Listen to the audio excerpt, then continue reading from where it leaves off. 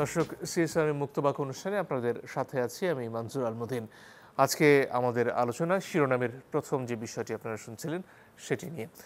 বাজারের খবর আমাদের চেয়ে হয়তো আপনারা অনেক বেশি ভালো রাখেন, কারণ আপনাদের প্রত্যেককেই নিজেদের প্রয়োজনে বাজারে যেতে হয় এবং সেখানে কি কি পণ্যের দাম বাড়ছে সে খবর আপনারা ভালোই রাখেন। প্রশ্ন হচ্ছে কেন এমনটি বাড়ছে। সরকারি হিসেবে ধরুন চালের কথা যদি বলি, আমাদের যে পরিমাণ চাহিদা তার চেয়ে উৎপাদন বেশি। পেঁয়াজ, দেশি পেঁয়াজ আমরা মোটামুটি আমাদের যে পরিমাণ চাহিদা তার কাছাকাছি পরিমাণ আমরা উৎপাদন করে থাকি। সামান্য কিছু পেঁয়াজ ভারত থেকে এসে এই চাহিদা পূরণ হয়ে যাওয়ার কথা। তারপরও ভারতে এই পেঁয়াজের দাম বাড়ার সাথে সাথেই বাংলাদেশের বাজারে এর প্রভাব পড়তে শুরু করেছে।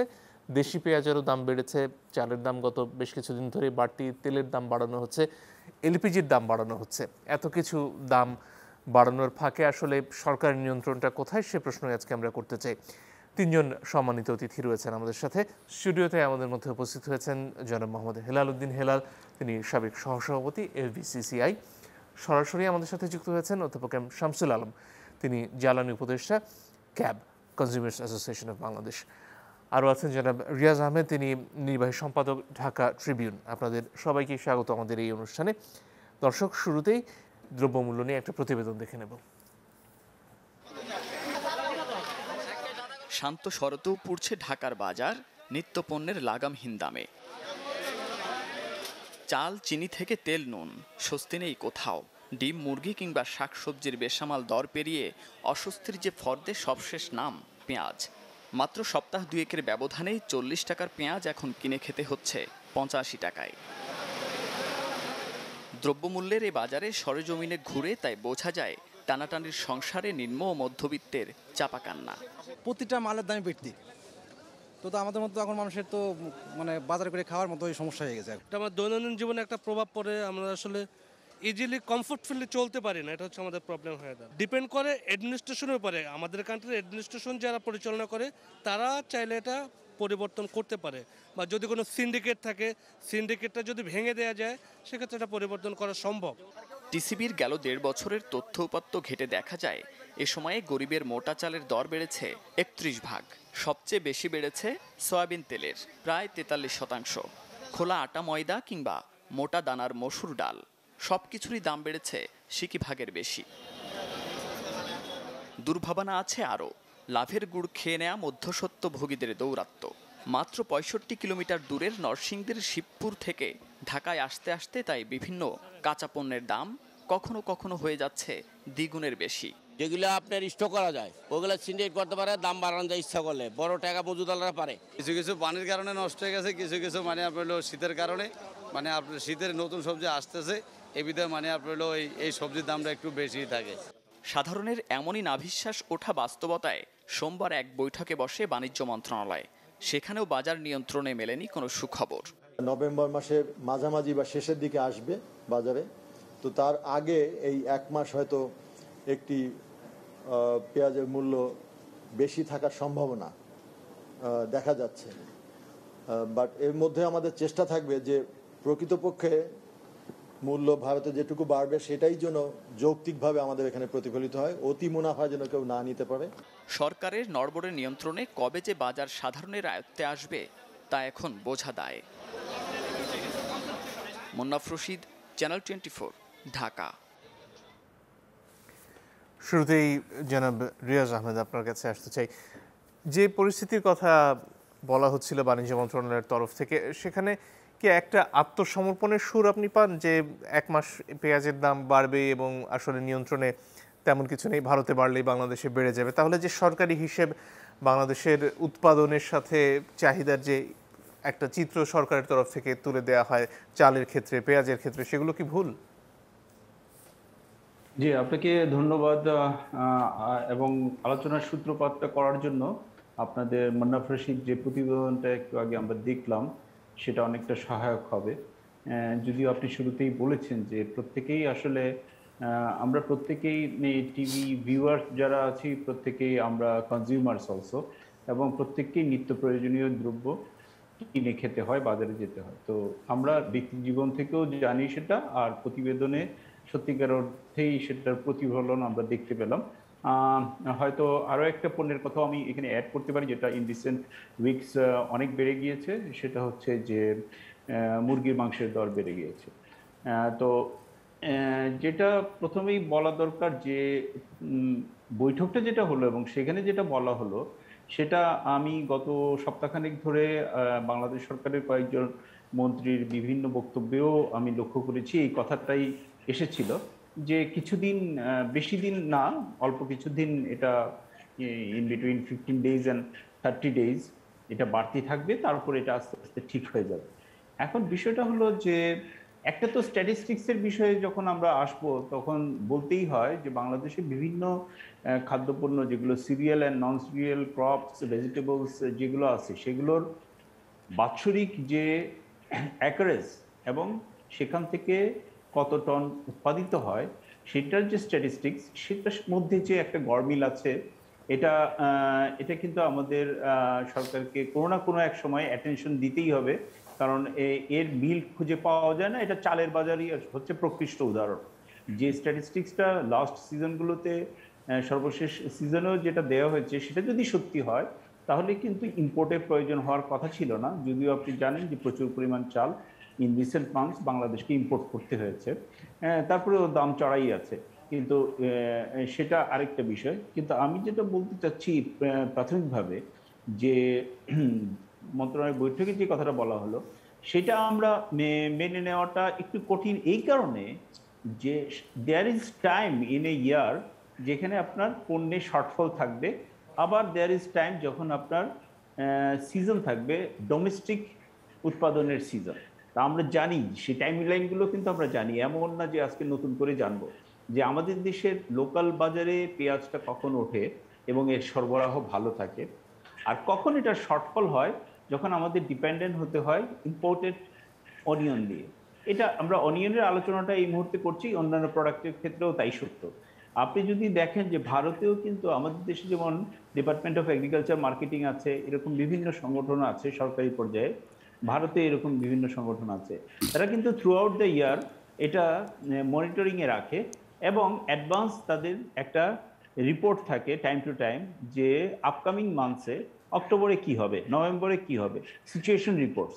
এবং সেই অনুযায়ী আপনি কিন্তু নিশ্চয়ই যেটা বলা হয় আর কি, যে আপনি কোনো সময়ই যে কোনো ক্ষেত্রেই প্রুডেন্ট ডিসিশন হচ্ছে যে আপনি আপনার সমস্ত ডিম একটা ঝুড়িতে রাখবেন না।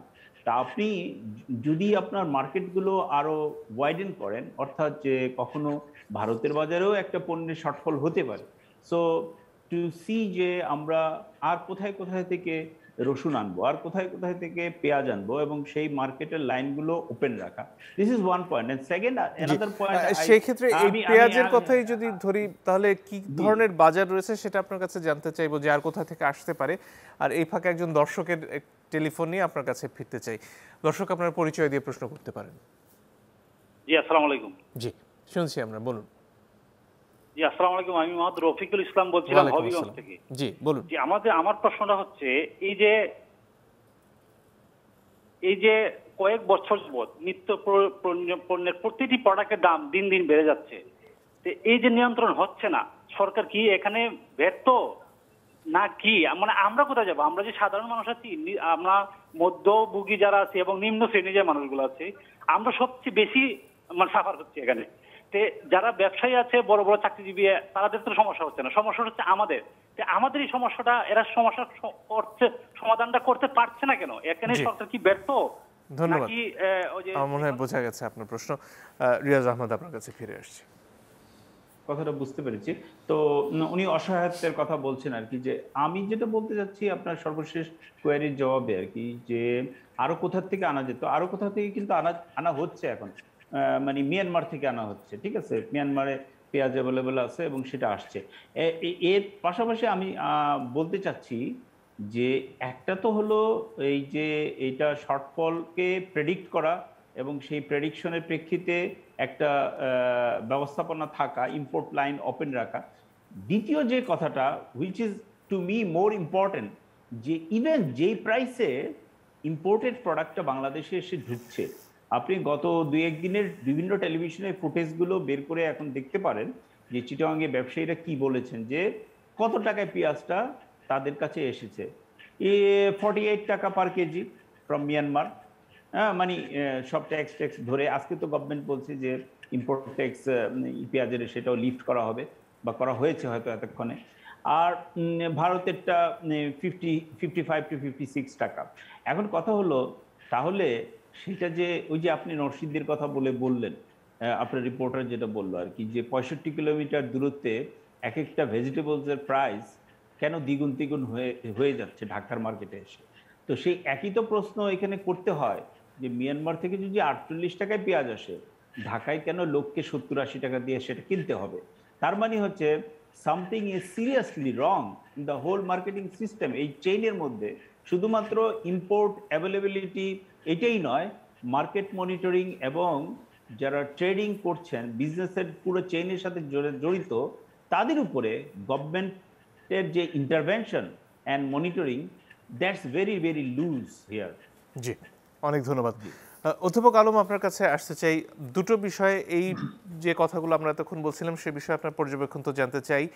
এর পাশাপাশি ভোজ্য তেলের যে দাম সরকার বেঁধে দিয়েছিল তার চেয়েও খানিকটা বেশি দামে বাজারে বিক্রি হচ্ছে, এলপিজির দাম বাড়ছে আবার, এবং অনেক মানুষ আসলে ভেবে পাচ্ছে না যে এই যে হারে খরচটা বাড়ছে তাদের নিয়মিত যে আয় রোজগার তা দিয়ে তারা কিভাবে কুলিয়ে উঠবেন। তাই ভোক্তা অধিকার সংগঠনের প্রতিনিধি হিসেবে আপনি কিভাবে দেখছেন এই গোটা পরিস্থিতিকে? আমি প্রথম যে মানুষের আয় রোজগার কমে যাচ্ছে আর এদিকে নিত্য প্রয়োজনীয় জিনিসপত্রের দাম বেড়ে যাচ্ছে, পণ্য বা সেবার দাম বেড়ে যাচ্ছে, এইরকম একটা সাংঘর্ষিক অবস্থায় মানুষের টিকে থাকা মানে অস্তিত্ব সংকটের প্রশ্ন এসে গেছে। তো তার আগে আমি বলতে চাই যে মূল্যগুলো বাড়ছে বা ব্যবসায়ীদের কাছ থেকে আমাদের কিনতে হচ্ছে, তারা কি আমাদের কাছে যৌক্তিক দামে নিচ্ছে, ন্যায্য দামে নিচ্ছে? যৌক্তিক বা ন্যায্য দামে ভোক্তাদের কাছে পণ্য বা সেবা পৌঁছে দেওয়ার রাষ্ট্রের যে মৌলিক দায়িত্ব, সেখানে কি রাষ্ট্র সে মৌলিক দায়িত্ব পালন করছে কিনা সেই ব্যাপারটি বলে নিয়ে আমি তার দিকে যাচ্ছি। আমার আগের বক্তা বলে গেছেন যে সে যে এসব প্রশ্নে যে রাষ্ট্রের যে নিয়ন্ত্রণ থাকার কথা সেটা শিথিল। আমি বলবো একেবারেই নিষ্ক্রিয়। যেসব প্রাতিষ্ঠানিক ব্যবস্থা আছে বা যেসব আইন কানুন বিদ্যমান, জনগণের অভিপ্রায় আইন, আমরা স্বাধীনতা পেয়েছি, সেই স্বাধীনতা আমাদের একটা সংবিধান দিয়েছে, সেই সংবিধান একটা জাতির ধর্মগ্রন্থ বলা যায়, এবং সেখানে বলা আছে যে জনগণের অভিপ্রায় আইন। তাহলে সেই আইনের আওতায় জনগণের অধিকারের যে নিশ্চয়তা দেওয়া হয়েছে, সেই নিশ্চয়তা দেওয়ার ক্ষমতা যার হাতে দেওয়া হয়েছে, সে যদি সেই ক্ষমতা ব্যবহার করে জনগণের অধিকার এবং স্বার্থের সুরক্ষা না দেয়, না দিয়ে যদি অবৈধ এবং অসাধু ব্যবসাকে যদি সেই ক্ষমতা ব্যবহার হয়, তাহলে সেই রকম একটা অবস্থায় আমি কি বলবো যে আমার আয় সীমিত আয়, দ্রব্যমূল্য বেড়ে যাচ্ছে, আমি এই অবস্থায় অসহায় অবস্থায় পড়ে গেছি, আমি কি সেটা বলবো? নাকি আমি বড় লুণ্ঠনের শিকার হয়েছি, এর থেকে পরিত্রাণ পাওয়ার উপায় কি? কারণ রাষ্ট্রের প্রাতিষ্ঠানিক সব ব্যবস্থা অকেজো হয়ে গেছে। সেটা কিভাবে হচ্ছে একটু ভেঙে বলবেন না অধ্যাপক আলম? যে এই যে আসেন, আপনি এলপিজির কথা আপনি বলেছেন, এলপিজির কথায় আসি। যে আমরা দেখতে পেলাম যে 10 তারিখে এলপিজির মূল্য ঘোষণা করা হলো। আমি যতদূর জানি 8-9 তারিখে পর্যন্ত আমি খবর জানি যে ইন্ডিয়াতে আন্তর্জাতিক বাজারের মূল্য বৃদ্ধির পরেও ইন্ডিয়ায় মূল্য হার পরিবর্তন হয়নি। কেন হয়নি? যদি আজকে জ্বালানি সচিবের কথা সূত্র ধরে যদি আমি বলি, জ্বালানি সচিব বলেছে যে ট্রিমেন্ডাসলি যে এলপিজির দাম বেড়ে গেছে, উনি বলেছেন যে আমাদের যেসব কন্ট্রাক্ট আছে বা যে ব্যবস্থা আমরা করেছি তাতে করে এই মূল্য ডিসেম্বর পর্যন্ত আমাদেরকে খুব একটা প্রভাবিত করবে না।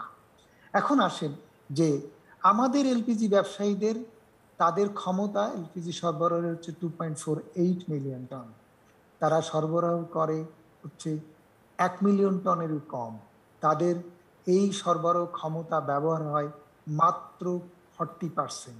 ইন্ডিয়াতে তাদের যে সরবরাহ ক্ষমতা তা ব্যবহার হয় 100%-এর উপরে।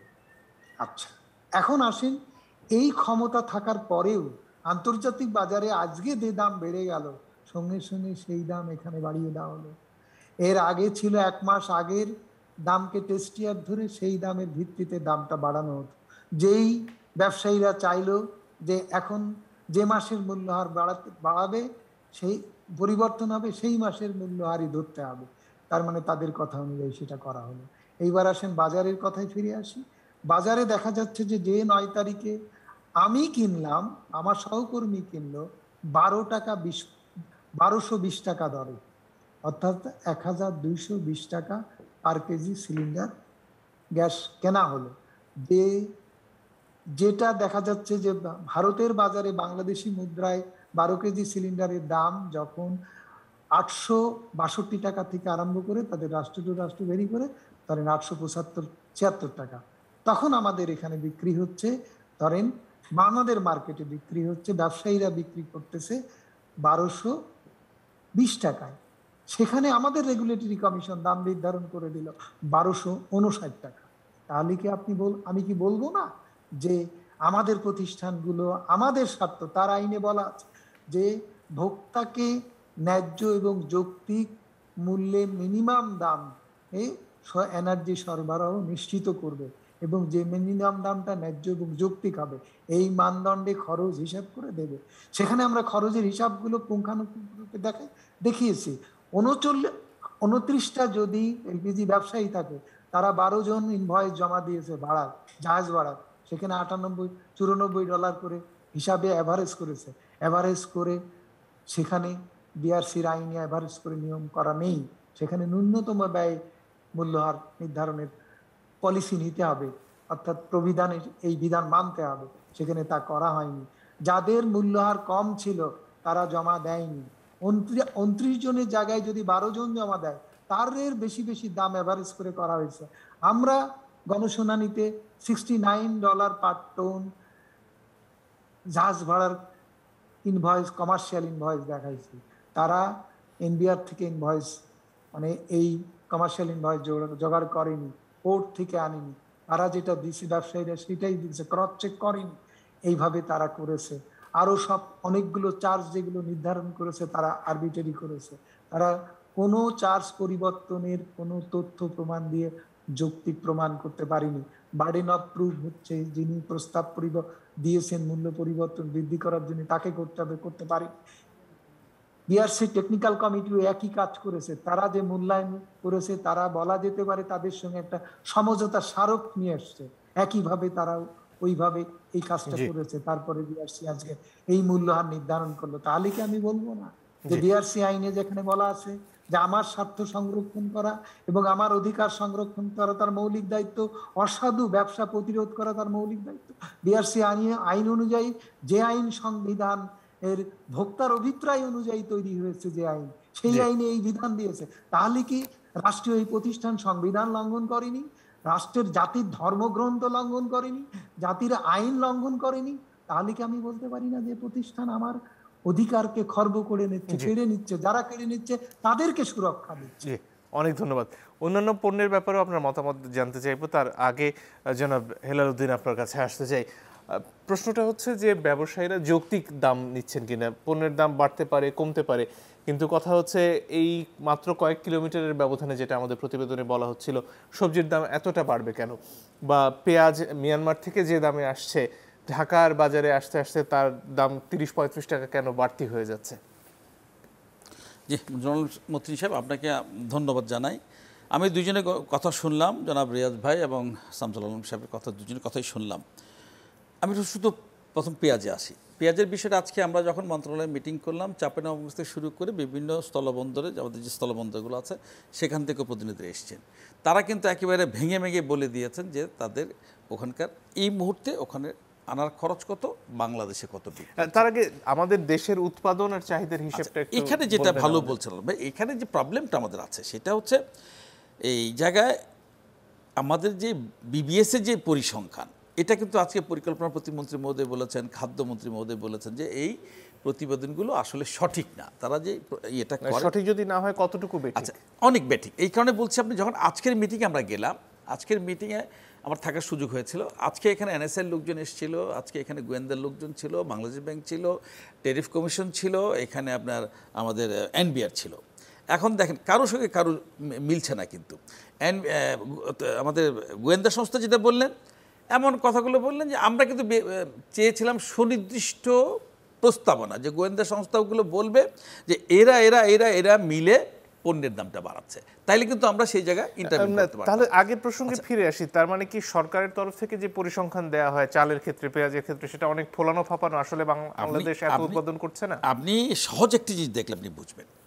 আপনি আজকে বলা হচ্ছে যে আমাদের 24 লক্ষ টন হচ্ছে পেঁয়াজের চাহিদা, তার বিপরীতে উৎপাদন হচ্ছে 27 লক্ষ মেট্রিক টন। তাহলে আমার শর্ট পড়বে কেন? কেন আমাকে ভারতের বাজারে তাকিয়ে থাকতে হবে? আবার বাংলাদেশ ব্যাংক বলবে যে ইতিমধ্যে আমাদের 10 লক্ষ টন আমদানি হয়ে গেছে। এখন কিন্তু আমরা ক্রাইসিসটা মাত্র শুরু। এটা হচ্ছে অক্টোবর মাস, অক্টোবর, নভেম্বর, ডিসেম্বর, এই পুরো 3 মাস কিন্তু সারা বছর, মানে এই যত বছর আপনি দেখবেন প্রতি বছরে আমাদের কিন্তু এই 3 মাস আমাদের পেঁয়াজের ক্রাইসিস থাকে। আমাদের মাত্র শুরু হলো, সেখানে আজকে কেন আমাদেরকে 10 লক্ষ টন অলরেডি চলে এসছে, এখন বলা হচ্ছে যে আমার 24 লক্ষ টন চাহিদা, আমার 27 লক্ষ টন উৎপাদন হয়েছে এবার, এবং আমার 10 লক্ষ টন আমদানি করা হয়েছে, এবং আমার এখনো 3 মাস বাকি আছে। আসলে এই পরিসংখ্যানগুলো আমি অনেস্টলি বলি, এইগুলো আমরা যারা ব্যবসায়ীরা নির্ধারণ করি, এইটাই সঠিক। আর সরকারি পদ্ধতি হিসেবে কত উৎপাদন হচ্ছে আমাদের ক্ষেত্রে এখনো যে পরিমাণ উৎপাদন হয়েছে সেটা আমাদের কখনোই কিন্তু আমাদের চাহিদা পূরণ হওয়ার মতো না। পেঁয়াজ আমাদের যে পরিমাণ উৎপাদন হয় চাহিদা পূরণ হওয়ার মতো না। কত শতাংশ উৎপাদন করি? তাতে ধরুন আমাদের হাইয়েস্ট এই বছর মধ্যে 70 to 80% ওনারা কভার করতে পেরেছে আমাদের কৃষকরা। গত বছর একটা জিনিস হচ্ছে কি, কৃষি পণ্যের যে বিষয়টা দাঁড়ায়, যদি এই বছর খুব বেশি দাম থাকে, পরের বছর মানে দামটা কমে যায় মানে যখন ধর কৃষকরা যখন খুব বেশি দাম কম পায়, পরের বছর সেটা করে না, আর যেটা দামটা বেশি পায় সেটা পরের বছর করে, সেটা আবার দামটা কমে যায়। অর্থাৎ বিষয়টা আমি একটু বলি, তাহলে যে কথা আসলো যে আমদানিকৃত পেঁয়াজ 48 টাকা যদি মিয়ানমার থেকে আসে, তার দাম এত বেড়ে যাচ্ছে। এখন প্রশ্ন হচ্ছে 48 টাকার পেঁয়াজটা যখন মিয়ানমার থেকে এসছে তখন কিন্তু সেটা বাংলাদেশে 60-65-র মধ্যে বিক্রি হচ্ছে, এখন সেটা 80-তে চলে গেছে। আজকে খবর নিয়ে দেখবেন আজকে মায়ানমারের দাম বেড়ে গেছে, এবং মায়ানমার থেকে আমরা রেগুলার আনতে পারি না। কিন্তু এখানে একজন ব্যবসায়ী যদি আজকে তাদের কথা শুনেন, যেভাবে শামসুল আলম সাহেব বললেন, যেভাবে আমাদের রিয়াজ সাহেব বললেন, আমরা যখন মিটিংয়ে বসে ব্যবসায়ীদের কাছে জানতে চাই, আমি তো সব ব্যবসা করি না, তাদের যখন আর্থনাথের কথা শুনবেন, তারা কত এই পর্যন্ত, সেদিন আমাকে আজকে এক লোক বলতেছে যে আমাদের বলা হলো 17 লক্ষ মেট্রিক টন চাল আমদানি করা হবে। কতদিন আগে এটা বলা হচ্ছে, তারপরে এই পর্যন্ত মাত্র 2 লক্ষ মেট্রিক টনে এলসি করা আছে, আর 1 লক্ষ মেট্রিক টন এখনও বাংলাদেশে এসে পৌঁছায় নাই। মানে এই যে আমাদের দীর্ঘসূত্রিতা, এই ব্যাখ্যাগুলো কে দিবে বলেন? দিন শেষে দোষটা কিন্তু ব্যবসায়ী।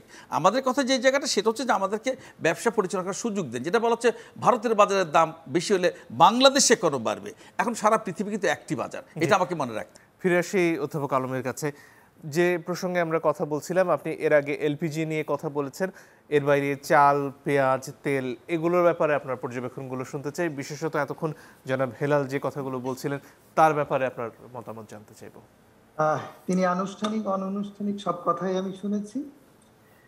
আমার প্রশ্ন হচ্ছে, বাজারে প্রতিযোগিতা নেই, বাজারের মূল্য ব্যবসায়ীরা নিয়ন্ত্রণ করে, এবং ব্যবসায়ীরা নিয়ন্ত্রণ করে, এবং যে বাণিজ্য মন্ত্রণালয় যে মিটিংয়ের কথা জনাব হেলাল বলেছেন, সেই মিটিংয়ে তারা সবাই এক পক্ষ উপস্থিত ছিলেন, ভোক্তারা কেউ উপস্থিত ছিলেন না। ভোক্তার ভাইস প্রেসিডেন্ট ছিল আজকে, যেখানে ভোক্তার ভাইস প্রেসিডেন্ট ছিল আজকে। কে ছিলেন? ওই যে সিনিয়র ভাইস প্রেসিডেন্ট চিটাগাংয়ে থাকেন যে উনি ছিলেন। জি, তাহলে আমার জানা নেই, তাহলে থাকলো। এখন আসেন সেকেন্ড যে প্রশ্নটা হচ্ছে যে ব্যবসায়ীরা এলপিজির মূল্যহার নির্ধারণ করার 1381 টাকা চেয়েছিল। আমরা সেটা বিশ্লেষণ করে দেখিয়েছি যে 975 টাকা হতে পারে আমাদের হিসাবে, তাদের বিভিন্ন জায়গায় ধরে।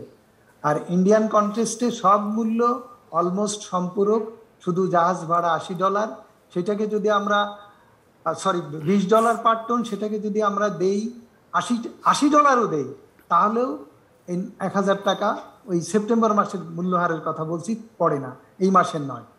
এখন আসেন, আপনারা যে হিসাব দিছেন সরকারের কাছে, সেই হিসাবের যৌক্তিকতা, যথার্থতা যাচাই বাছাই করলো এরকম একটা গণশুনানির মধ্যে দিয়ে আসেন। এবং প্রত্যেক বছরেই যেহেতু দাম কম বেশি হচ্ছে, এই সময়ে আলুর দাম এখানে না হয় ঘাটতি হয়েছে, যে কারণে আলুর পেঁয়াজের দাম বেড়ে গেল, মেনে নিলাম। কিন্তু আলুর দাম কোল্ড স্টোরে আজ আলুর দাম আটকায় রাখা হলো, সেই আলুর দাম বাজারে পাওয়া গেল না একটা আলু, সেটা তারা দাম বাড়িয়ে নিল, সরকার বেঁধে দিল দাম, সে দামে বিক্রি হলো না। যেমনি এলপিজির দাম বেঁধে দিল, বিক্রি হয়নি, তারপরে ব্যবসায়ীরা বাড়ায় নিয়ে গেল। এখন ব্যবসায়ীরা বলছে যে এই দাম তাদের কাছে মোটামুটি ভাবে গ্রহণযোগ্য। তো এই কাজগুলোর পরেও কি আমি বলবো না যে ব্যবসায়ীরা সমস্ত বাজার নিয়ন্ত্রণ করছে, বাজার তাদের নিয়ন্ত্রণ করছে না, এবং এই বাজার একক কর্তৃত্ব প্রতিষ্ঠিত হয়ে গেছে, এবং রেগুলেটরি এখানে যে রেগুলেটরি সংস্থাগুলো অকেজো হয়ে গেছে, অথর্ব হয়ে গেছে, অকর্মণ্যা হয়ে গেছে। তাদেরকে আমরা আমাদের সেবা দেওয়ার জন্য করের টাকায় তাদের পুষছি। তারা কি একবার বিশ্লেষণ করতে পারলো না, যে একটা স্টাডি করতে পারলো না যে আলুর দাম এত বাড়িয়ে কারা কারা আপনি নাম চাচ্ছেন, কারা কারা করেছে? তাহলে এই নামগুলো আসতে পারতো না যে কোল্ড স্টোরে আটকায় রেখে বাজারের কৃত্রিম সংকট তৈরি করে আলুর ব্যবসায়ীরা কিভাবে আলু দাম বাড়িয়ে মানুষের কাছ থেকে কয়েক মাসে হাজার হাজার কোটি টাকা নিয়ে গেল। এই যে পেঁয়াজের দামের কথা বলা হচ্ছে, এই যে কিছুদিন আগে চালের দাম বাড়িয়ে নেওয়া হলো, আর প্রতিটা ঈদের সময় তো দাম বাড়ে, এটা তো ধরাবাঁধা নিয়ম হয়ে গেছে। কিন্তু রাষ্ট্রের পক্ষ থেকে কোনো দাম বাড়ানোর পক্ষে কোনো স্টাডি হলো না, অথচ আমরা প্রতিটা অনুষ্ঠানে বলে যাচ্ছি যে আমরা একটা নিরপেক্ষ থার্ড পার্টিকে দিয়ে যদি বিশ্লেষণ করে অ্যানালাইসিস করে দেখানো হতো যে রিয়েলি আমরা আমাদের কষ্টের কারণটার যৌক্তিকতা আছে, যে এই অবস্থায় এরকম হতেই হবে, এটা নিয়তি না, এটা অবশ্যম্ভাবী, আমরা অন্তত সান্ত্বনা পেতাম। কিন্তু যখন দাম বেঁধে দেওয়া হয়, এই অনুসন্ধানটাও তো আমাদের পয়সা দিয়েই হতো, আমাদের করের পয়সায় রাষ্ট্র করতো, কারোর পয়সা দিয়ে তো করা লাগতো না। অধ্যাপক আলম, যখন দাম বেঁধে দেওয়া হয়, যেমন ভোজ্য তেল, সে দামে তো আর বাজারে বিক্রি হচ্ছে না, তার চেয়ে বেশি দামে বিক্রি হচ্ছে, তাহলে নিয়ন্ত্রক সংস্থাগুলো যদি দাম বেঁধে দেয় তারপরেও তাদের কথা কেউ না শুনে, তাদের কি করার ক্ষমতা রয়েছে? অবশ্যই করার ক্ষমতা আছে। এই যে আমি বললাম, যে আইনের কথা বললাম, সেই আইনে ওনাদের আদেশ যদি না মানে তাহলে তাদের অর্থদণ্ড অথবা কারাদণ্ড অথবা উভয় দণ্ডে দণ্ডিত করার এখতিয়ার বিআরসির আছে। কিন্তু সেই জনবল বা অবকাঠামো আছে তাদের?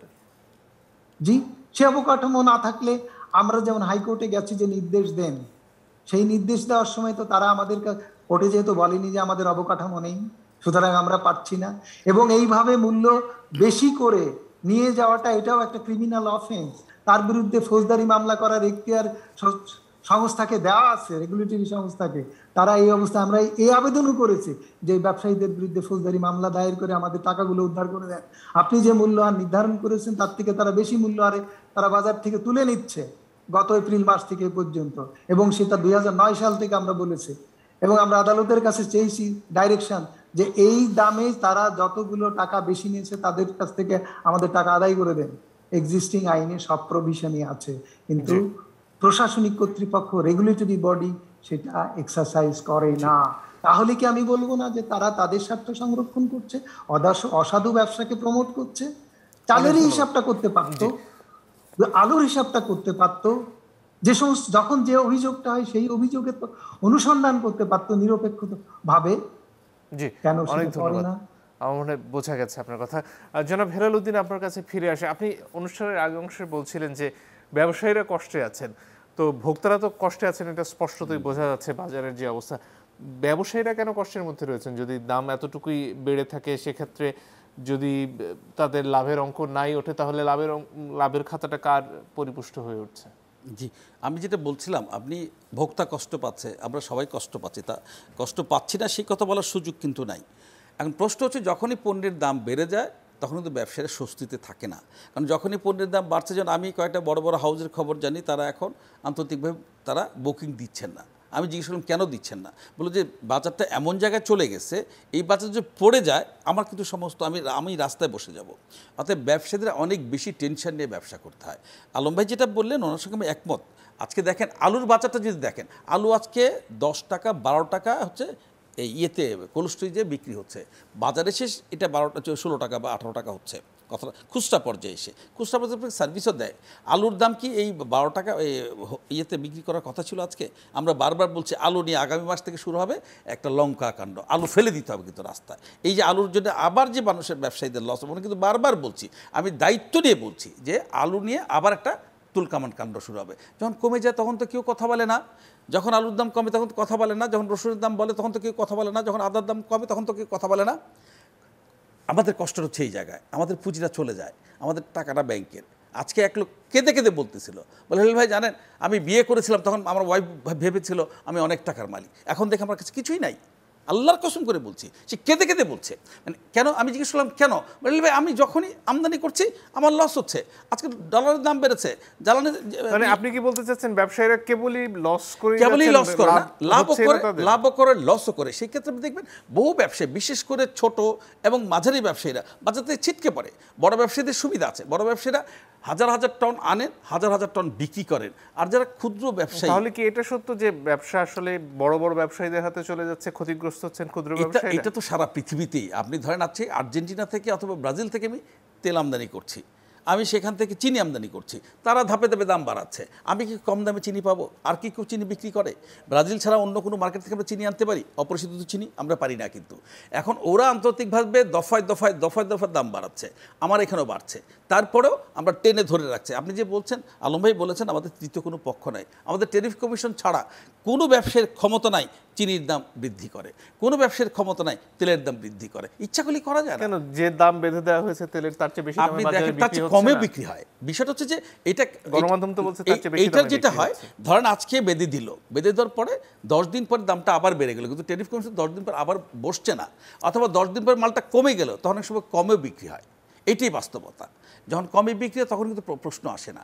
ট্যারিফ কমিশনের নির্ধারিত দামের কমে বাড়ার বিপরীতে কমার নজির কয়টি? আপনি প্রত্যেকটা বাড়ার নজির আছে। আপনার আপনার আপনার আলুর দাম কমেছে, কি বলে আপনার এই ইয়ের দাম কমেছে, রসুনের দাম কমেছে, আদার দাম কমেছে, অন্য অন্য সবজি আজকে থেকে আর জাস্ট 2 মাস পরে দেখবেন টমেটো রাস্তায় পড়ে আছে, আপনি দেখবেন অন্য অন্য সবজি রাস্তায় পড়ে আছে, তখন আমরা কেউ কথা বলবো না। কিন্তু আমি সেই জায়গায় বলছি না, আমি কিন্তু দিন শেষে আমিও ভোক্তা। আমাকে যখন পরিবার চালাতে হয় তখন আমাকে কিন্তু কষ্ট করতে হয়। আমি আজকে অনেক বেশি দামে পণ্য কিনছি। আজকে বলেন তো ডলারের দাম বেড়েছে সারা পৃথিবীতে। আজকে যখন সারা পৃথিবী ওপেন হচ্ছে, সারা পৃথিবী খুলে দেওয়া হচ্ছে, এখন সমস্ত পণ্যের দাম বাড়ছে আন্তর্জাতিকভাবে। এটা শুধু আমার কথা না, আলম ভাই এখানে আছেন, আলম ভাই আমার চেয়ে উনি একজন বিজ্ঞ মানুষ, বলে ব্যবসায়ীরা নাকি বাজার নিয়ন্ত্রণ করে। অর্থনীতির সংজ্ঞাটা কিন্তু ব্যবসায়ীরা বাজার নিয়ন্ত্রণ করে না। অর্থনীতির সংজ্ঞা হচ্ছে ক্রেতা পণ্যের দামটা নির্ধারণ করে, এটা অর্থনীতির সংজ্ঞা। এটা আমার চেয়ে শামসুল আলম সাহেব আরো বেশি জানেন। ব্যবসায়ীদের সাথে প্রশাসনের এক ধরনের আঁতাত হয়েছে, যার কারণে যে যেভাবে মুক্তভাবে বাজার নিয়ন্ত্রিত হওয়ার কথা ছিল সেটি না হয়ে এক ধরনের কৃত্রিম উপায়ে। আমি এতক্ষণ বলার পরে যদি আপনি আবার আমাকে বলেন যে প্রশাসনের সঙ্গে ব্যবসায়ীদের আঘাত হয়েছে, তাহলে আমার বলাটা আসলে আপনি ওইভাবে খেয়াল করেন নাই। প্রশাসন তো অধ্যাপক আলমের কথা বলছেন, এটা তার বক্তব্য। সরি, আচ্ছা, তো প্রশাসন তো প্রতি মুহূর্তে আমাদের প্রেশার দিচ্ছে। আজকে বলার কথা ছিল তেলের দাম এবং চিনির দাম পুনর্নির্ধারণ করা, ওনারা বলছেন না আমরা পারবো না, আরো বাড়াবার কথা বলছিলেন। আজকে যদি আন্তর্জাতিক বাজার দেখেন, সেই বাজার তুলনায় বাংলাদেশে তেলের দাম চিনির দাম আবার এটাকে রিকনসিল করতে হবে। Otherwise can not sustain. ধরনের প্রস্তাব তেলের দাম কত হবে? চিনির দামটা ওনারা বোধহয় মিল মার্কেটে চেয়েছেন, মিল গেটে ওনারা যাতে 79 টাকা করে বিক্রি করতে পারে এবং খুচরা পর্যায়ে 85 টাকা বিক্রি করতে পারে।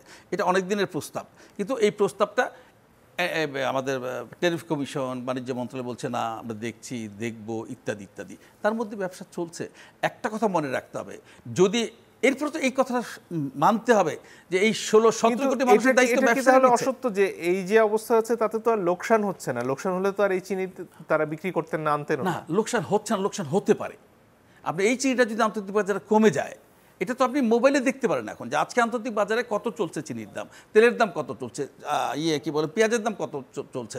গত সপ্তাহে আমাদের কৃষিমন্ত্রী বলেছেন যে $220 গম এখন $460 পাওয়া যাচ্ছে না ওয়ার্ল্ডে। কথাগুলো কৃষিমন্ত্রী বলছেন, এবং উনি বলছেন যে আমার জীবনে আমি এত দাম হয়েছে গমের আমি দেখি নাই। এই যে আন্তর্জাতিকভাবে বাজারের দাম বাড়ছে, আটার দাম বেড়ে গেলে আপনি কী করবেন? আমি ব্যবসায়ীকে এই জায়গায় ধন্যবাদ দিতে চাই, এবং আলম ভাই আমার সঙ্গে একমত হবেন, রিয়াজ ভাই একমত হবেন যে আমরা কিন্তু এখনও বাজারটাকে সাপ্লাই দিয়ে যাচ্ছি। লস লাভ দুটি আমার কপালে আছে কিন্তু। হ্যাঁ, এই জায়গাটা কিন্তু খেয়াল করতে হবে। এবং সরকার যে কাজটি করছে আপনি দেখবেন, সরকার টিসিবির মাধ্যমে কিন্তু অনেক কম দামে ভর্তুকি মূল্যে যাদের ইনকাম কম আয়ের মানুষ তাদের বিতরণ করছে। 400 ট্রাক সারা দেশে এখন টিসিবি কাজ করছে। অর্থাৎ তাদের সরকারকে কিন্তু বলা যাবে না সরকার কাজ করছে না, সরকার তার মধ্যে সে কাজ করছে। অনেক ধন্যবাদ। টিসিবির প্রসঙ্গ যেহেতু চলে আসলো, জনাব রিয়াজ আহমেদ আপনার কাছে আসতে চাই। নিশ্চয়ই ঢাকা শহরেও চলতে ফিরতে সবার চোখে পড়ে, ঢাকার বাইরেও সেখানে দীর্ঘ সারি দেখা যায় মানুষের এই টিসিবি থেকে পণ্য কেনার জন্য। সেটা আসলে কতটুকু ভূমিকা রাখছে মানুষকে, যারা নিম্ন আয়ের মানুষ তাদের কাছে তাদের প্রয়োজনীয় পণ্য পৌঁছাবার জন্য সরকার তার সামর্থ্য অনুযায়ী আসলে করছে কিনা? আর এর বাইরে জনাব হেলাল যে কথাগুলো বলছিলেন যে আসলে ব্যবসায়ীরা এক ধরনের ভবিষ্যৎ লোকসানের সংখ্যা থেকেই হয়তো ক্ষেত্র বিশেষে দাম বাড়ানোর প্রস্তাবগুলো করছেন, সেটা কতটুকু যৌক্তিক? প্রথম কথা হচ্ছে যে টিসিবির যে বিষয়টা আপনি বললেন, হ্যাঁ আমরা তো দেখি, কিন্তু আমাদের এই দেখাটা আসলে প্রয়োজনের তুলনায় সেটা কিন্তু নগণ্য আমি বলবো। কারণ এটা সরকারও জানেন, কারণ আজকে আমি লক্ষ্য করেছি যে গভর্নমেন্টের একটা কর্তৃপক্ষ বলছে যে টিসিবি থেকে যে পরিমাণ পণ্যগুলো যেটা বাজারে সরবরাহ করা হচ্ছে সেটা পরিমাণ দ্বিগুণ করার কথা ওনারা ভাবছেন বা করবেন।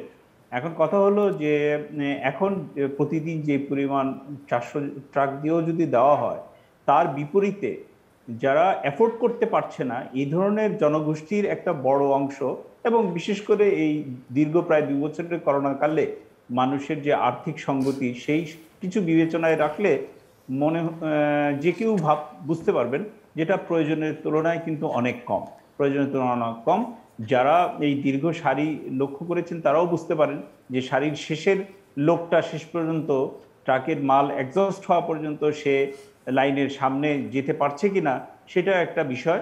আর এ লাইনে দাঁড়ান নাই সেরকম লোকও প্রচুর রয়েছেন যাদেরকে কষ্ট করে কম্প্রোমাইজ করে কম জিনিস কিনে চলতে হচ্ছে।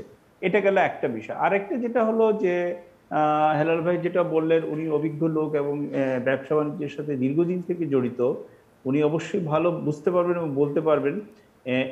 এখানে সমস্ত ব্যবসায়ীকে তো আসলে এক ক্যাটাগরিতে এনে বলাও যাবে না, এর মধ্যে কিন্তু বিভিন্ন ভাগ রয়েছে।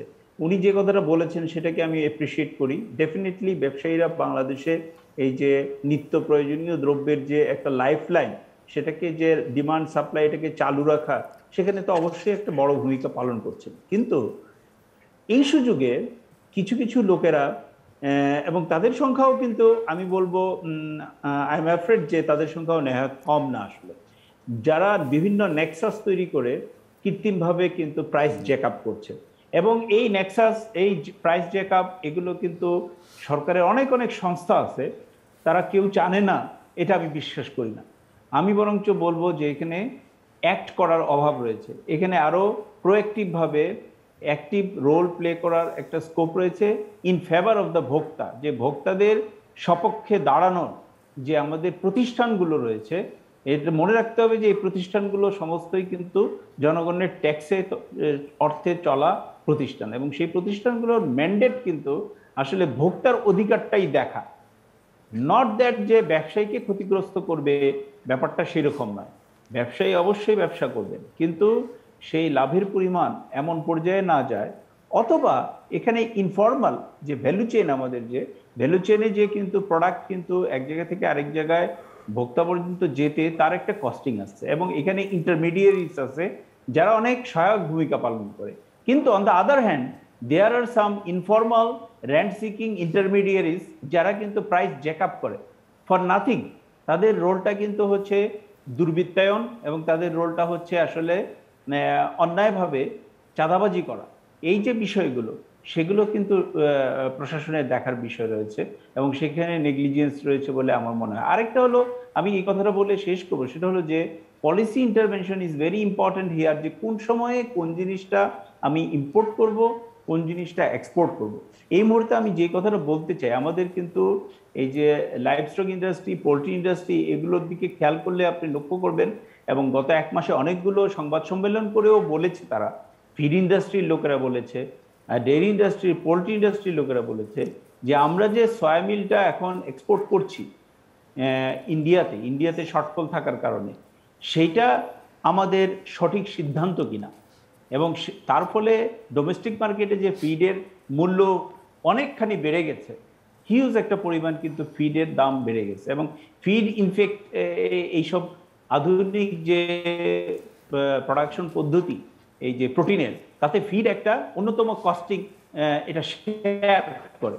তো সেই ফিডের মূল্য যদি বৃদ্ধি পায় তাহলে কিন্তু এই যে কেন পোলট্রির মূল্য 10 টাকা 20 টাকা 30 টাকা 40 টাকা বৃদ্ধি পার কেজি ইজ ভেরি ইম্পর্টেন্ট। এই জন্য যে কিন্তু বাংলাদেশে মাটন বলেন, বিফ বলেন, সেগুলোর যে প্রাইসিং লেভেলটা এখন রয়েছে সেই তুলনায় অনেকে কিন্তু কম মূল্যে, যেটা অপেক্ষাকৃত কম মূল্যে যেটা অ্যাফোর্ড করতে পারে, সেটা হচ্ছে পোলট্রি মাংস। এখন সেইটা কিন্তু অনেকখানি বেড়েছে। যদিও হেলাল ভাই বলেছেন যে আবার কমে যাবে বা ইত্যাদি ইত্যাদি, সেটা আমি জানি না, আই এম নট নিশ্চিত বলতে পারবো না। কারণ হলো যে প্রোডাক্টগুলো যেই কারণে মার্কেটে যে ইম্প্যাক্টের কারণে বেড়েছে, সেই সব জায়গায় যদি গভর্নমেন্ট থেকে পলিসি ইন্টারভেনশন না করা হয়, রাইট পলিসি ইন্টারভেনশন না করা হয় অ্যাট রাইট টাইম, তাহলে কিন্তু মূল্য কমে যাওয়ার আমি খুব একটা লক্ষণ দেখছি না। অনেক ধন্যবাদ। অধ্যাপক আলম, আপনার কাছে ফিরে আসি। একটু আগে জনাব হেলালুদ্দিন যেটা বলছিলেন সেটা হচ্ছে যখন দাম পড়ে যায় অনেক ক্ষেত্রে ব্যবসায়ীরা তাদের পণ্য কম দামে বিক্রি করতে বাধ্য হন, লোকসানের মধ্যে পড়ে যান, সেগুলোর খবর আমরা রাখি না সবসময়, এবং সে কারণে যখন দাম বাড়ে সেটা নিয়ে যতটা আলোচনা হয় ততটা বোধহয় যৌক্তিক নয়, তার কথা আমি যতদূর বুঝতে পারলাম। আপনার কি মনে হয়? প্রশ্ন হচ্ছে যে উনি একটা পক্ষ, সেই পক্ষের জায়গা থেকে স্বার্থ সংশ্লিষ্টর ব্যাপারে ওনাদের যেসব জায়গাগুলো নিয়ে ওনারা কথা বলার কথা ভাববেন বা তাদের পুঁজি সুরক্ষা চাবেন, সেই প্রশ্নে প্রাসঙ্গিকভাবে এসব কথা আসতেই পারে। কিন্তু যিনি ব্যবসা করছেন তিনি তার ব্যবসার অতীত, ভবিষ্যৎ, বর্তমান, লাভ লস, সংখ্যা, রিস্ক, ঝুঁকি, এটা তার সবচেয়ে বেশি সতর্ক থাকার কথা, তিনি থাকবেন, অন্যদের এটা দায় নেই। সুতরাং সে বিষয়টি আমাদের তরফ থেকে আমরা ভাববো বা আপনি ভাববেন, আরেকজন ভাববেন, এটার প্রাসঙ্গিকতায় আসে না। আমি এই প্রশ্নে যেতেও চাই না। আমার প্রশ্ন শুধু একটি, সেটা হচ্ছে যে আমার মৌলিক হচ্ছে অধিকারই বলবো যে আমি কাউকে 1 পয়সা কমে কোনো সেবা বা পণ্য পেতে চাই না। আমি 1 পয়সা বেশি দামে যা যৌক্তিক দাম, যা ন্যায্য দাম, যা উচিত মূল্য, সেই মূল্য অপেক্ষা বেশি দিতে চাই না। এবং সেই অবস্থাটা আমার, এটা অধিকার, সেটা সুরক্ষা করার দায়িত্ব রাষ্ট্রের। এবং রাষ্ট্রের যে সমস্ত প্রাতিষ্ঠানিকভাবে যে সমস্ত প্রতিষ্ঠান তৈরি করেছে, তারা সেই দায়িত্ব, রাষ্ট্রের প্রতিনিধি হিসেবে সে দায়িত্ব পালন করার কথা, তারা টোটালি ফেল করেছে। আমি অরক্ষিত, এটাই হচ্ছে আমার মূল কনসার্ন। সেই অরক্ষণের জায়গা, তাদের এই যে ব্যর্থতার কথা আপনি বলছেন অধ্যাপক আলম, সেটা কি তাদের ইচ্ছাকৃত নাকি তাদের সক্ষমতার অভাব? আমি তো প্রশ্নদের রেগুলেটরি কমিশনের একটা উদাহরণ দিয়ে স্পষ্টভাবে দেখিয়েছি যে বাজারে যে মূল্য আছে তার থেকে বেশি মূল্য নির্ধারণ করে তারা দিয়েছে। যেখানে 1220 টাকায় একটা এলপিজি সিলিন্ডার 9 তারিখে পাওয়া যায়, সেখানে সে মূল্য নির্ধারণ করে 1259 টাকা। এইটাকে আপনি কি তার অক্ষমতা বলবেন, না অজ্ঞতা বলবেন, না অবহেলা বলবেন, না অযোগ্যতা বলবেন, নাকি কনফ্লিক্ট অফ ইন্টারেস্ট বলবেন? আজকে যার নিরপেক্ষ থাকার কথা, যার স্বাধীন থাকার কথা, আইনের দ্বারা নির্ধারিত এই দুটো কথা, স্বাধীন এবং নিরপেক্ষ, তার আচরণ স্বাধীন নয়, নিরপেক্ষ নয়। এই কমিশনের জনৈক কমিশনারের বিরুদ্ধে পক্ষপাতিত্বের অভিযোগে হাইকোর্টে মামলা করা হয়েছিল, তাকে ইমপিচমেন্ট করার জন্য ভোক্তারা করেছিল। এইরকম যখন দৃষ্টান্তগুলো রয়ে যায়, রাষ্ট্রের ইতিহাসে রয়ে যায়, সেই ফুটপ্রিন্টগুলো আমাদেরকে দেখতে হবে, বুঝতে হবে যে আমাদের প্রশাসনিক কর্মকর্তারা কিভাবে তাদের দায়িত্ব পালনে রাষ্ট্রের এই রাসান অফ দি সয়েল হিসেবে তারা কি পালন করছে, কি করছে। এটা তো না দেখলে তো এগুলো ব্যাখ্যা পাওয়া যাবে না, এগুলো তো বুঝতে হবে। আমার মনে হয় বোঝা গেছে আপনার কথা। জনাব হেলালুদ্দিন যদি আর কিছু যোগ করার থাকে। জি, প্রথমত হচ্ছে যে জ্বালানি তেলের দাম বেড়েছে সারা পৃথিবীতে। ইতিমধ্যে লক্ষ্য করবেন, যেটা আলম ভাই বলছেন আমার সঙ্গে একমত, যে এখানে আমাদের রেগুলেটরি বোর্ড যারা আছেন তারা এই জিনিসগুলো আসলে দেখভাল করার দরকার। এবং ওনারা যদি বলে দেন, আমরা কিন্তু কথাগুলো বারবার বলছি, আপনি ডলারের দাম বেড়েছে, আমরা কিন্তু বারবার বললাম 84 টাকা 58 থেকে আজকে ডলারের দাম হচ্ছে 93 টাকা 58 পয়সা 58। তো সেই ক্ষেত্রে কেন ডলারের দাম বাড়লো, এটার জবাবটা কে দিবে? আমি দিব, ব্যবসায়ী হিসেবে আমি দিব না আপনি দেবেন? এটা বাংলাদেশ ব্যাংকে দিতে হবে যে না, কেন ডলারের দাম বাড়বে। বিকজ ডলারের নিয়ন্ত্রণকারী সংস্থা হচ্ছে বাংলাদেশ ব্যাংক। যদি আমরা দেখতাম এরকম যে বাংলাদেশ ব্যাংক সকালবেলা লিখে দিচ্ছে যে আজকে বিক্রয় মূল্য এত, আজকে ক্রয় মূল্য এত ডলারের, তাহলে কিন্তু ডলারের দামটা এরকম বাড়তো না। এরকম জায়গায় আমি আলম ভাইয়ের সঙ্গে একমত যে কিছু কিছু সময় যে কিছু কিছু ব্যত্যয় ঘটে না সেটা কিন্তু আমি বলছি না। আমি যেটা বলতে চাই যেখানে ব্যত্যয় ঘটবে সেখানে তার বিচার হবে। আমরা জবাবদিহিতা চাই, আমার জবাবদিহিতা চাই, আমার জবাবদিহিতা চাই, সরকারের জবাবদিহিতা চাই, প্লাস আমরা যারা কথা বলবো তাদেরও জবাবদিহিতা চাই। যেটা আমাদের রিয়াজ ভাই বললেন, আমি ওর সঙ্গে একমত যে যখনই অন্য জিনিসের দাম বেড়ে যায় তখন আমি কি করব। আজকে দেখেন চায়নাতে লোডশেডিং হচ্ছে, বিদ্যুতের সংকটে চায়নাতে লোডশেডিং হচ্ছে, তাইওয়ানে লোডশেডিং হচ্ছে, বাংলাদেশে হচ্ছে না। আজকে সারা পৃথিবীতে মূল্যস্ফীতি হচ্ছে। কারণ এই যে করোনাকালীন সময়ে সরকার বিভিন্ন সময়ে আপনি নগদ টাকা দিয়েছে তার নাগরিকদের, তারা কি সবাই জমানো টাকা থেকে দিয়েছে? তারা টাকা ছাপিয়েছে অনেকে। সেই ক্ষেত্রে আজকে দেখবে যে সারা পৃথিবী, আমরা কিন্তু এই কথাগুলো গত 6 মাস যাবত বলছিলাম যে আমাদের একটা হার্ড টাইম আসছে। করোনার সময় কিন্তু দেখবেন আমাদের সমস্ত পণ্যের দাম কম ছিল, মানে নিয়ন্ত্রণের মধ্যে ছিল। করোনার পরে কিন্তু সব জিনিসের দাম বাড়ছে। এখন সারা পৃথিবী খুলছে আর সব জিনিসের দাম ধাপে ধাপে বাড়ছে। যখন সে যেটুকু সুযোগ পাচ্ছে সে সেটুকু সুযোগ নেওয়ার চেষ্টা করছে। এখন আমি যেহেতু একটা আমদানি নির্ভর দেশ, আমাকে আমদানি করতে হয়, সেই ক্ষেত্রে আমাকে খেয়াল করতে হবে যে কোন কোন জায়গায় আমার যে নিয়ন্ত্রণকারী সংস্থাগুলো আছে। যেমন আমি যে কথাগুলো বললাম যে আমার 3 মাস পেঁয়াজের জন্য কষ্ট করতে হয়। আমরা যদি ভোমরা স্থলবন্দর, সোনা মসজিদ স্থলবন্দরে এখানে যদি 5 থেকে 6 লক্ষ মেট্রিক টনের আমরা মাল্টিপারপাস কোল্ড স্টোরেজ করি, যত 3 মাস আমার পেঁয়াজটা সেখানে সংরক্ষিত থাকবে, তাহলে তো আমার সংকটের কথা না। আমি এখন থেকে ওই গোডাউন থেকে আমি মাল ছাড়তাম। আর এই কাজগুলো যদি সরকার না করে, এই কাজগুলো যদি আমাদের নিয়ন্ত্রণকারী সংস্থা না করে, আমরা শুধু বলেই যাব আর আমরা কিন্তু এই গালি শুনেই যাব যে ব্যবসায়ীরা অতি লোভী, ব্যবসায়ীরা বেশি লাভ করতে চায়, কিন্তু আমরা যখন লস করি তখন কিন্তু কেউ কথা বলে না। তো বিষয়টা এই জায়গায় আমি শেষ করতে চাই, যখনই ভোগ্যপণ্যের দাম বাড়ে আমি বলবো যে আমাদের যে নিয়ন্ত্রণকারী সংস্থাগুলো আছে তারা যাতে আরও বেশি কঠোর নজরদারির মধ্যে থাকেন, যারা অন্যায় করবেন তাদের বিরুদ্ধে শাস্তির ব্যবস্থা। ধন্যবাদ জনাব রিয়াজ আহমেদ। জি, আমি খুব সংক্ষেপে একটা কথা বলি এখানে, সেটা হলো যে হেলাল ভাইয়ের কথার প্রসঙ্গ ধরেই অক্টোবর, নভেম্বর, ডিসেম্বর উনি যথার্থ বলেছেন। এবং হিস্টোরিক্যালি যদি আপনি লক্ষ্য করেন যে বিগত কয়েক বছর যদি আপনি খেয়াল করেন, দেখবেন যে পেঁয়াজের দরটা এই সময় যে কিভাবে করে উঠানামা করেছে, উঠেছে। তো এখন ব্যাপার হলো যে তাহলে প্রশ্ন আসে যে এটা কি তাহলে আমরা একটা ইটস লাইক যে বছরে আমাদের মনসুন, হেভি মনসুন হবে সার্টেন ইয়ার্সে, আমরা মেনে নিয়েছি we have to live with flood, something like that, we have to live with this high price of onion during the month of October, November, December, নাকি আমরা প্রিএমটিভ মেজার্স হিসেবে planning করেছি আগের বছরগুলোর শিক্ষা থেকে, সেটার কিন্তু কোনো রিফ্লেকশন আপনি দেখবেন না। প্রত্যেকটাই হচ্ছে রিয়েক্টিভ ডিসিশনস, অর্থাৎ একটা ঘটনা ঘটে গেল, বেড়ে গেল, আচ্ছা ঠিক আছে কি করা যায়, আচ্ছা ঠিক আছে। সেদিন আমি দেখছিলাম যে একজন আইন সংস্থার লোক বলছেন টেলিভিশন চ্যানেলে যে না আমরা জানি কারা কারা এইসব সিন্ডিকেটের সাথে জড়িত, তাদের কয়েকজনকে ডেকে আমরা কিন্তু বলে দিছি যে আর বৃদ্ধি করা যাবে না। এটা আমি একটা নিজে টেলিভিশন চ্যানেলে শুনলাম গতকাল রাতেই, ভদ্রলোক বলছেন। এখন ব্যাপার হলো যে এটা কিন্তু আমরা প্রতি বছরই শুনছি, কিন্তু কথা হলো যে এইভাবে নিয়ন্ত্রণ, এইভাবে নিয়ন্ত্রণ করাটা কতটুকু যুক্তিসম্পন্ন, নাকি স্টেপস নেওয়া, অর্থাৎ কি কি স্টেপস নিলে পরে আগে থেকে কি কি স্টেপস। জি জি, অনেক ধন্যবাদ। আজকের মতো আসলে সময় একেবারেই ফুরিয়ে গেছে। আপনাদের তিনজনকেই অসংখ্য ধন্যবাদ আমাদেরকে সময় দেওয়ার জন্য। দর্শক ধন্যবাদ আপনাদেরকেও যারা আমাদের সাথে ছিলেন। বিদায় নিচ্ছি।